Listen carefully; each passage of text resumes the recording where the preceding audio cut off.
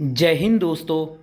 आज मैं आप लोगों के सामने कक्षा 10वीं की पाठ्य पुस्तिका क्षितिज से काव्य खंड के पाठ 2 राम लक्ष्मण परशुराम संवाद के महत्वपूर्ण एमसीक्यू पर चर्चा करने जा रहा हूं। अगर आपको ये वीडियो पसंद आए तो प्लीज़ मेरे चैनल को सब्सक्राइब जरूर कीजिए। तो चलिए जल्दी से शुरू करते हैं। राम लक्ष्मण परशुराम संवाद नामक पाठ कहाँ से लिया गया है? जो ये राम लक्ष्मण परशुराम संवाद जो ये पाठ है ये कहाँ से लिया गया है? ये पाठ जो है तुलसीदास जी द्वारा रचित रामचरितमानस, आपने भी सुना होगा इसका नाम। यह जो पाठ है ये तुलसीदास जी द्वारा रचित है और उनकी कौन से ग्रंथ रामचरितमानस के बालकांड से लिया गया है। जी हाँ बच्चों, बेटा श्री रामचरितमानस में 7 कांड है और ये जो है बालकांड से लिया गया है। जैसे सूरदास के पद जो है किससे लिया गया था? सूर सागर के भ्रमर गीत से। ऐसे ही ये राम लक्ष्मण परशुराम संवाद श्री रामचरितमानस जो ग्रंथ है उसके बालकांड नामक कांड से लिया गया है। अगला प्रश्न है, श्री रामचरितमानस की रचना किसने की? तो मैंने आपको अभी बताया श्री रामचरितमानस की रचना तुलसीदास जी ने की थी।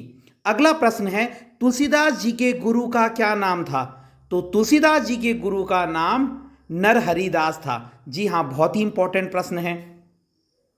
तुलसीदास जी के गुरु का नाम नरहरिदास था। अगला प्रश्न है, राम लक्ष्मण परशुराम संवाद में कौन सा रस है?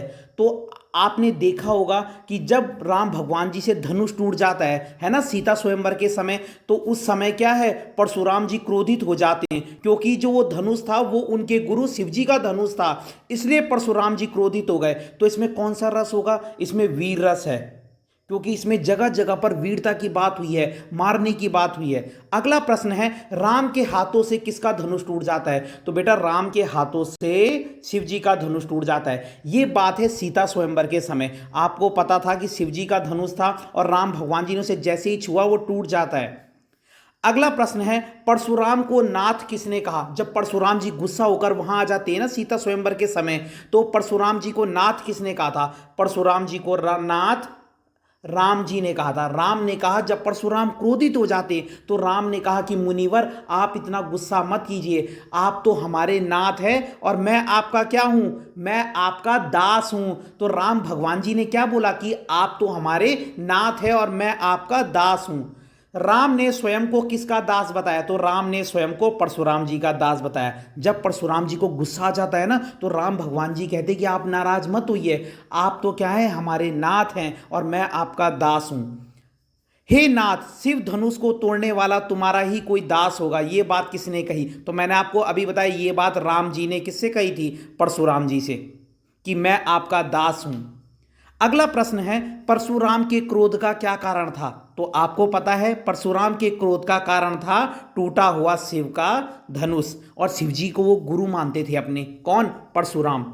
परशुराम ने सेवक किसे कहा है? तो परशुराम फिर कहते हैं कि सेवक तो वो होता है जो सेवा का काम करे, ठीक है, और जो लड़ाई का काम करे वो शत्रु होगा। अगला प्रश्न है, परशुराम के अनुसार शिव के धनुष को तोड़ने वाला मेरा शत्रु किसके समान है? ठीक है बेटा, परशुराम ने बोला था कि जिसने शिव जी के धनुष को तोड़ा है ना वो मेरा शत्रु है। और किसके समान शत्रु? सहस्त्रबाहु। बेटा सहस्त्रबाहु के एक बार परशुराम जी ने क्या कर दिया था? उसका वध कर दिया था सहस्त्रबाहु का। ठीक है, तो परशुराम जी को सहस्त्रबाहु पर बहुत गुस्सा आया था तो उन्होंने सहस्त्रबाहु की क्या भुजाएं उखाड़ दी थी, उसको मार दिया था। ऐसे ही परशुराम जी कहते हैं कि जिसने धनुष भी तोड़ा है ना वो भी मेरा सहस्त्र बाहु के समान दुश्मन है। अगला प्रश्न है, परशुराम के गुरु कौन थे? तो परशुराम के गुरु कौन थे? शिव जी। और राम के गुरु कौन थे? राम और लक्ष्मण के गुरु थे बेटा विश्वामित्र। याद रखना, ये बहुत इंपॉर्टेंट है। परशुराम जी के गुरु तो थे शिव जी और राम लक्ष्मण के गुरु थे विश्वामित्र। अगला प्रश्न है, लक्ष्मण ने परशुराम के किस स्वभाव पर व्यंग्य किया है? व्यंग्य का मतलब होता है कटाक्ष करना, है ना, आलोचना करना। किस स्वभाव पर? बड़बोलेपन पर।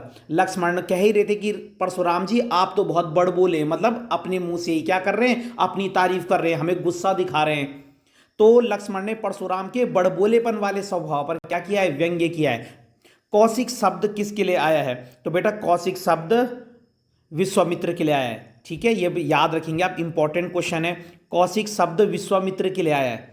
परशुराम का स्वभाव कैसा था, ये भी बहुत इंपॉर्टेंट है। परशुराम का स्वभाव कैसा था बेटा, वो क्रोधी भी थे और अहंकारी भी थे। उनको अहंकार भी था, लेकिन उससे ज्यादा वो बहुत क्रोधी थे, उनको जल्दी गुस्सा आ जाता था। तो परशुराम जी का स्वभाव था क्रोधी और अहंकारी। अगला प्रश्न है सूरवीर। सूरवीर का मतलब होता है वीर पुरुष अपनी वीरता कहां दिखाते हैं। तो वीर पुरुष अपनी वीरता कहां दिखाएंगे, युद्ध में। जी हां, सूरवीर या वीर पुरुष अपनी वीरता युद्ध में दिखाते हैं। अगला प्रश्न है परशुराम जी ने लक्ष्मण का वध क्यों नहीं किया। बहुत इंपॉर्टेंट प्रश्न है, परशुराम जी ने लक्ष्मण का वध क्यों नहीं किया। तो इसका जवाब है कम आयु का बालक समझकर, लक्ष्मण को छोटा समझकर और कम आयु का बालक समझकर उन्होंने लक्ष्मण का वध नहीं किया। यह भी बहुत इंपॉर्टेंट प्रश्न है। क्षत्रिय कुलद्रोही किसे कहा गया है, कि क्षत्रियों का नाश करने वाला किसको कहा गया है। तो बेटा ये परशुराम को कहा गया है। परशुराम क्या करते थे, परशुराम ने कई क्षत्रिय राजाओं को मार दिया और उनकी भूमि को किसको दान कर दिया, ब्राह्मणों को। तो जो परशुराम थे ना, उन्होंने कई क्षत्रिय राजाओं को मार गिराया और उनकी भूमि उनसे लेकर ब्राह्मणों को दान में दे दी। तो परशुराम ने राजाओं से अनेक बार भूमि जीतकर किसको दे दी, किसको दी, ब्राह्मणों को दे दी। और ये परशुराम जी क्षत्रिय कुलद्रोही थे।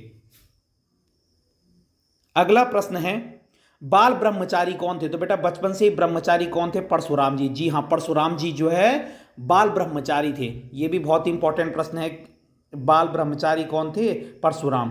परशुराम ने गुरुद्रोही किसे कहा है, यह भी बहुत इंपॉर्टेंट प्रश्न है। परशुराम ने गुरुद्रोही किसे कहा है। तो बेटा परशुराम ने गुरुद्रोही लक्ष्मण को कहा है, कि लक्ष्मण जो है वो गुरुद्रोही है।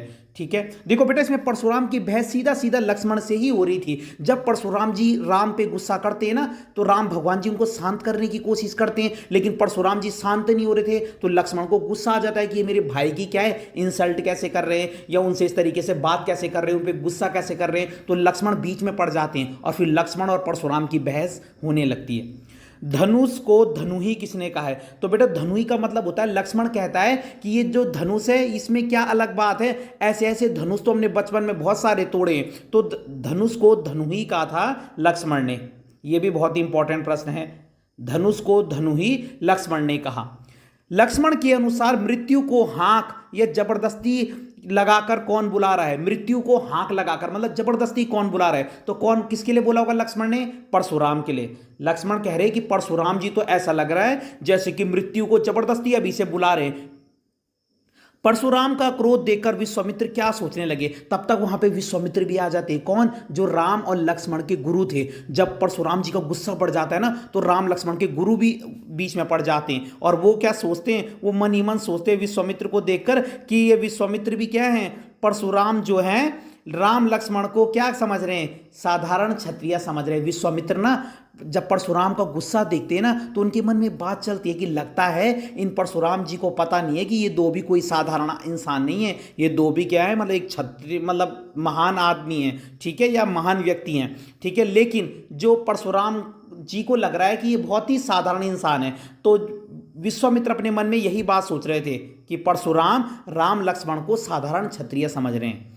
लक्ष्मण ने सभी धनुषों को कैसा बताया। तो लक्ष्मण जी कहते हैं कि सभी धनुष क्या है, एक समान है। जब धनुष टूट जाता है ना, तो लक्ष्मण जी कहते हैं परशुराम से कि इसमें क्या खास बात थी, ये धनुष तो मुझे और धनुषों के ही जैसा लगा, एक समान।